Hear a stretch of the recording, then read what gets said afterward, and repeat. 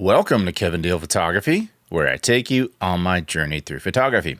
On today's episode, we're going to be doing an in-depth review of the Viltrox AF 9mm f2.8.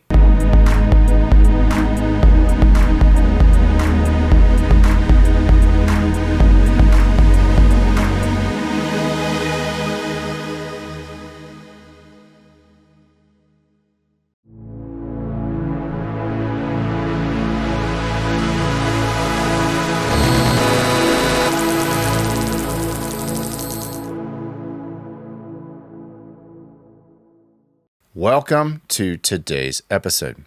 If you're not familiar with Kevin Deal Photography, we do gear reviews, tips, techniques, and tutorials, and sometimes we dive into film.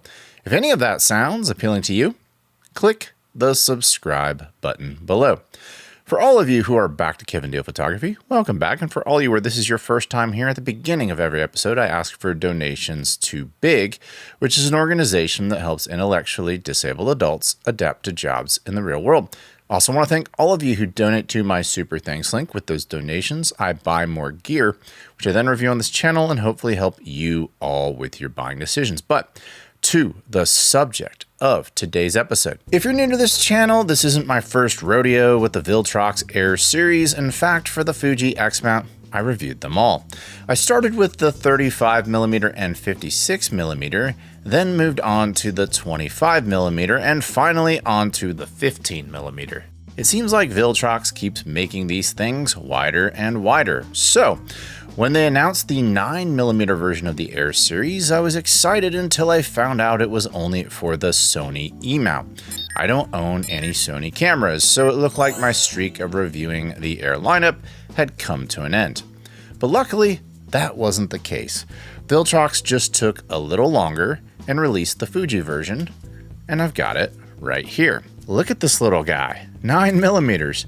On an APS-C body, that gives you a 13.5mm full-frame equivalent, which is incredibly wide even with a crop. And they managed to fit an f2.8 maximum aperture into this tiny autofocus lens. That's pretty impressive. What immediately stands out is the price. This thing costs about 1/5 the price of my Fuji XF 8mm f3.5, and it actually lets in more light. Naturally, that makes me want to do a shootout between the two to see how this new AF series lens stacks up. Now, you might be wondering, what's the point of comparing a lens that's 20% the price of another? Well, that depends on what's important to you. From my past AF series reviews, I've learned that if you can live without extras like an aperture ring or full weather sealing, the optical performance can actually be surprisingly good.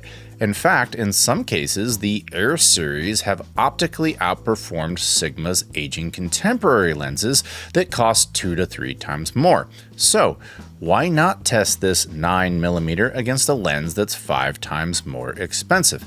We'll look at the files together, and I'll be completely honest about where this lens falls short and where it matches the native Fuji 8mm, because that's what I do on this channel. We'll also take it out for multiple real-world tests to see if it earns a spot along its AF series siblings as another incredible value for the Fuji X-mount system. But first, let's talk about the specs. The Viltrox AF 9mm f2.8 Air is an APS-C autofocus lens for the Fuji X-mount system. It has an aperture range of f2.8 to f16. It has an angle of view of 113 degrees. It has a minimum focusing distance of 0.13 meters. Its optical design is 13 elements and 11 groups, and it has 7 rounded aperture blades. It has a front filter thread size of 58mm. It has a USB-C port for firmware updates. Its dimensions are 2.6 by 2.2 inches or 65 by 56.4 millimeters. It comes in at a weight of 0.4 pounds or 175 grams, and it comes in at a street price of $199 US. So those are some pretty impressive specs. The only thing that stands out to me is that it has a maximum 2.8 aperture versus 1.7, which is what you'll find on the rest of the AF series. We'll see how that impacts our real-world testing. And speaking of real-world testing, let's begin our testing of this Viltrox 9mm 2.8 AF lens right now. All right, so I'm gonna do my first test. I'm gonna do a continuity of character test, a portrait session. And what I mean by continuity of character is, do all these lenses look the same? Because you've got a 9, a 15, a 25, a 35, and a 56. And is your post-production work going to be very involved, or is the contrast and color reproduction, micro contrast, all that fun stuff, is it all gonna be about the same? Now, spoiler alert, I've already tested out all the other Air Series lenses and they do look consistent, which is fantastic for a sub $200 line of lenses. Of course, the question here is, does this 9mm meet the moment as well? And that's precisely what we're gonna find out. I'm gonna shoot a session here at the LBJ library on the University of Texas campus, where I shoot the 9, the 15, the 25, the 35, and the 56. We're gonna make sure that they all look like they're being shot with the same line of lenses and that my post-production workload isn't too crazy. So without further ado, let's get started.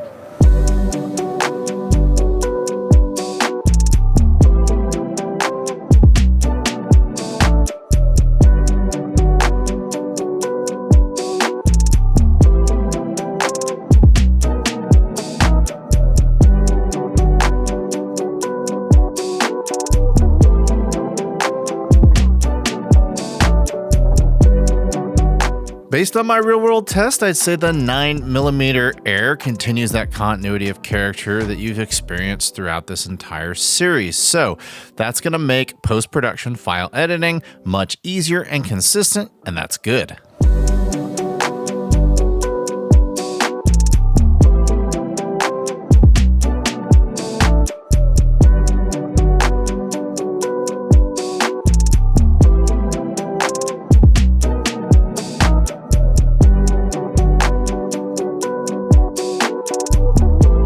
So I think this demonstrated that the 9mm can be used creatively in a portrait shoot. Now let's go shoot some street photography and compare it to the Fuji XF 8mm 3.5. All right, so I'm rolling with this 9mm. I'm here in McAllen, Texas.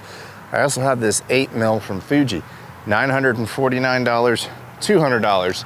Let's see what the optical difference is between these two lenses, because outside of your weather sealing and a little bit better construction, I'm suspecting that the differences are not going to be $750, but that is why we do real world tests on this channel. Let's see what kind of shots we can get on my X-H2 with this Viltrox 9mm 2.8.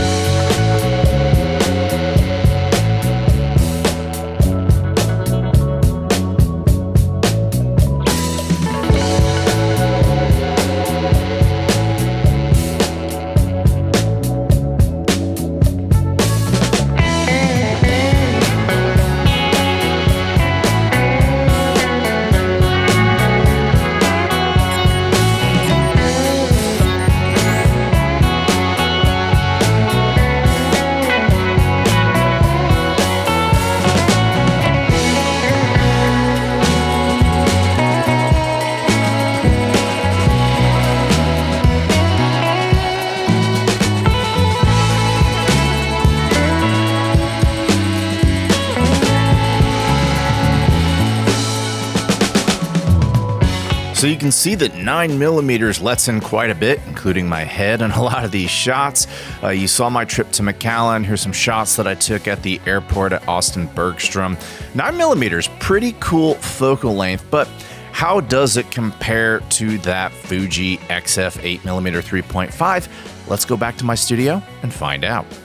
Okay, so you can see right here we have two files. The one on top is the Viltrox 9mm 2.8. The one on the bottom is the Fuji 8mm 3.5. Of course, 1mm wider, you're going to get a little bit more of the scene than you are with a 9. The one on the bottom, $949. The one on the top, $200. So let's zoom in.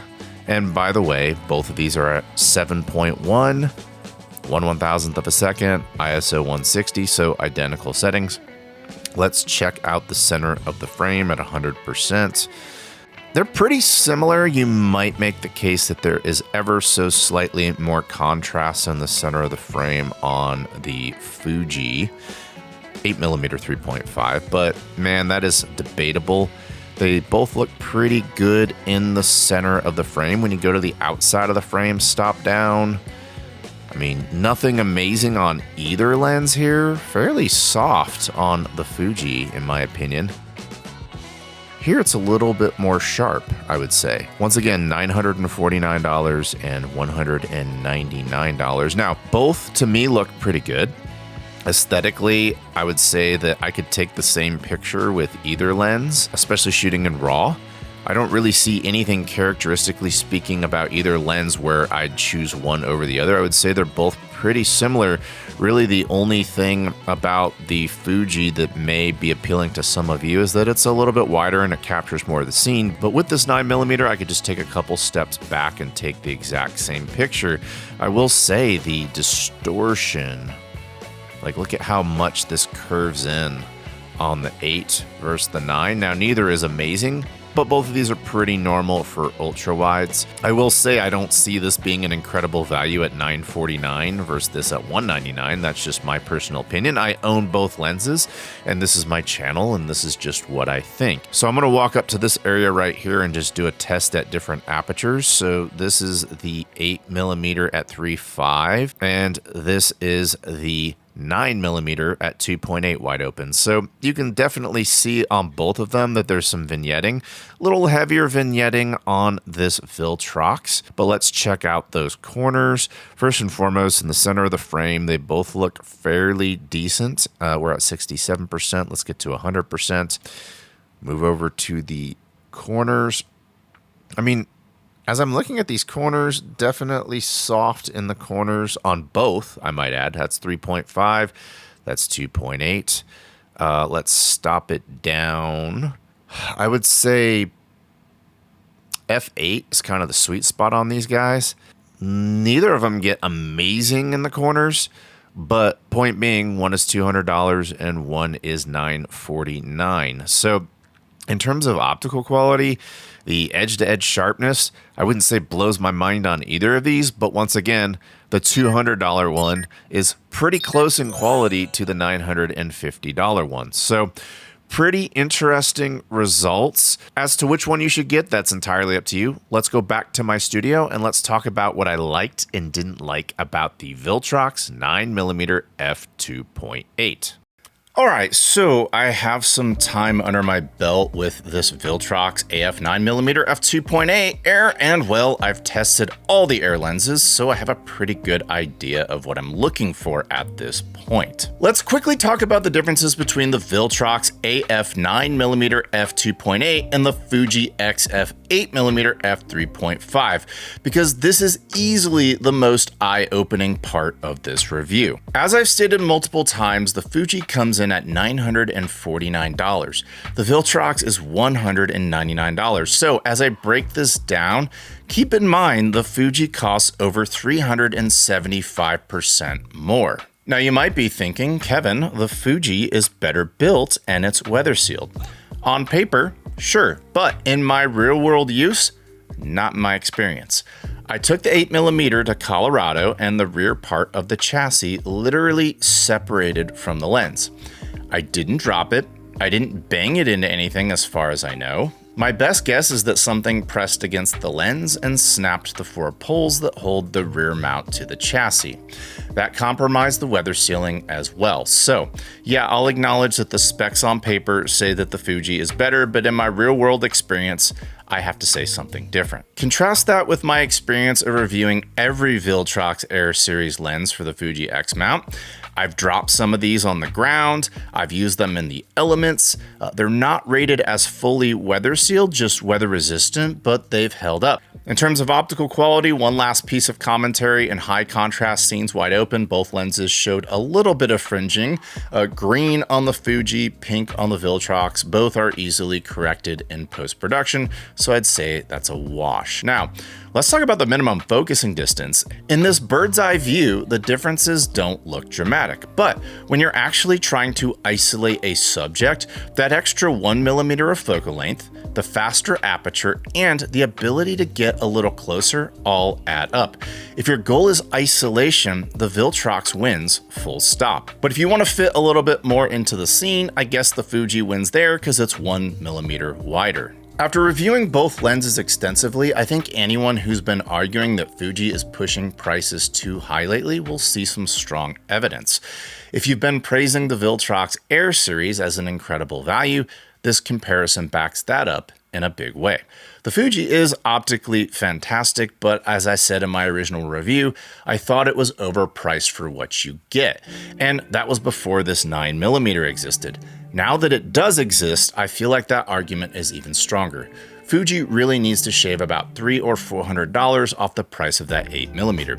If I were shopping for an ultra-wide today, I'd have a hard time choosing the $959 lens over this $199 lens. Alright, now let's talk about the pros and cons of this 9mm 2.8, and let's start with the areas where I wish they got things a little bit better. One thing that may be a bit of a letdown for you is the maximum aperture. The rest of the Air series has a maximum aperture of f1.7, but to make this 9mm compact, Viltrox did so at the expense of light transmission. Now, I think this is really only a compromise for those of you who shoot handheld in low light situations. And of course, if you like bokeh, 2.8 is going to give you noticeably less than 1.7, but ultra wides aren't going to give you much bokeh anyway. Another potential con for some of you Fuji purists is that there is no aperture ring.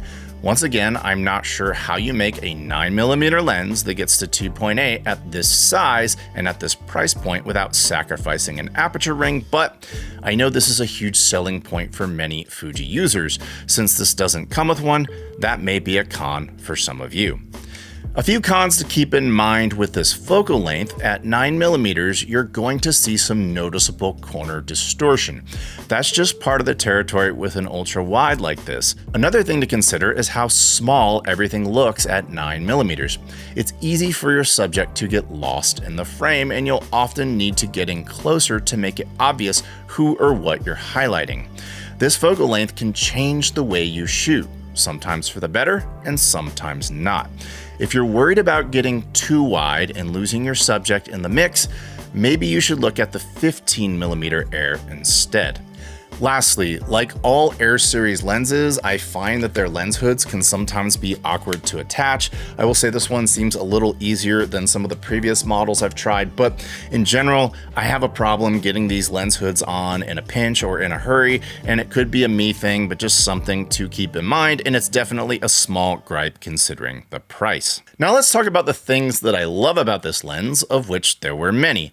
The first pro that jumps out right away is the size and the weight. Ultra-wide lenses with fast apertures are usually bulky, heavy, and often have protruding front elements that make filter use difficult. Instead, I'm holding a 6-ounce lens that does take front filters. That alone is impressive and a great example of how far Viltrox has come as an optics company. This lens is also more durable than its lightweight feel suggests. Plastics have come a long way, and as my experience with Fuji's 8mm proved, first party doesn't automatically mean better built. I've taken these Air series lenses into the snow and in wet conditions, and they held up. My testing is probably more aggressive than how most people treat their gear, so I feel confident saying this 9mm can handle real-world elements. Just use common sense. During my portrait session with this lens, I experienced a continuity of character. When used alongside its Air series siblings, everything matched. Contrast, color, overall character. That makes life much easier in post-production. Consistency like this is something I expect from lens lines over $1,000, not under $200. Again, a testament to Viltrox's progress as an optics company. The USB-C port is another genuine pro. While there wasn't a firmware update available at the time of this recording, I've used their updater on my Mac without any issues, and since it uses a standard USB-C connection, chances are you already have a cable you need lying around in your house somewhere. Updating is quick and painless. Autofocus performance on this lens was excellent. If I'm being extremely critical, my Fuji 8mm edged it out ever so slightly, but this Viltrox easily cleared my expectations in real-world use. AF is absolutely a strength of this product. Image quality is impressive for the price. Is it perfect? No, the corners look good, but not mind-blowingly good. Still, at $200, it's exceptional. When compared to the $949 XF 8mm f3.5, a lens many Fuji shooters praise, I found the Viltrox to be its equal. That alone says a lot. There is some vignette when you shoot wide open, but it's easily correctable in post, and ultra-wides often have that issue regardless of price. Color and contrast were pleasing, and overall, I'd rate the image quality as a solid pro. And now to the biggest pro, value. Like the rest of the Air series, this lens punches far above its price bracket. It holds its own against lenses costing nearly 4 times as much. This review makes two things very clear. The Viltrox AF9mm f2.8 is an incredible value at $199. It also clarifies that the Fuji XF 8mm 3.5 is simply overpriced at $949. If optical quality is what you care about the most, get the Viltrox and put the extra money towards something else in your kit. So here are my final thoughts. You're getting an ultra-wide f2.8 lens that's small, light, durable, USB-C updatable, and delivers genuinely impressive image quality, all for $199 US. The only way you're really gonna get better optical quality than this is if you spend over $1,000 on Fuji's ultra high-end lenses. And well, if you're shopping for those in the first place, you're probably not even considering this lens. But I really can't think of a better ultra-wide value on the market, and so I'm gonna leave a link in the description below if you're interested in picking one of these up. That does it for today's episode. Have you tried out the 9mm 2.8? Tell me about it in the comments below. Are you going to go in another direction? Tell me about that in the comments below. And if you're a fan of this channel, I humbly ask you to click the subscribe button below. And until next time, I'll talk to you soon. Bye.